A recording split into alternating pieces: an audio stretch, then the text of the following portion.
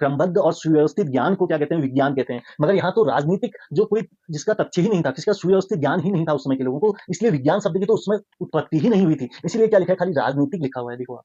राजनीतिक, राजनीतिक का मतलब क्या है, जो राजनीति होती है, जैसे कुछ राजा महाराजा हुआ करते थे, तो उनके बारे में पढ़ाया जाता था पहले से ही, जैसे हम अभी पढ़ते हैं, ठीक है? तो वही चीज़ है इसमें सब। ज्योतिष मैंने आपको बता दिया, अर्थशास्त्र, अर्थशास्त्र, अर्थ का मतलब क्या होता है, रुपया, ठीक है? तो रुपया, रुपये की जानकारी जिस शास्त्र में दी जाएगी या जिस सब्जेक्ट सब्जेक्ट को शास्त्र कहते थे पहले से, तो जिस सब्जेक्ट में या जिस शास्त्र में हम रुपयों के बारे में जानेंगे या लेन-देन के बारे में जानेंगे, सिंपली कहें बैंकिंग जिसको कहते हैं, बैंकिंग पर्पज़, इकोनॉमिक्स, तो वही क्या है, अर्थशास्त्र है। नेक्स्ट दर्शन, दर्शन क्या है बेटा? जैसे आजकल हमारे क्या होते हैं, लेखक होते हैं, तो लेखक लिखते हैं, दृष्टांत लिखते हैं, अपनी जीवनी लिखते हैं, किसी दूसरे की जीवनी लिखते हैं, तो ये सब ऑटोबायोग्राफी या बायोग्राफी लिखते हैं। तो ये सभी चीज़ें किसमें आती हैं? दर्शन में आती हैं। मतलब कि वो दूसरे को देखकर कुछ सीखते हैं और उसको लिखते हैं, उसका मनन करते हैं, उसका चिंतन करते हैं, वो होता है दर्शन के अंदर आता है वो चीज़।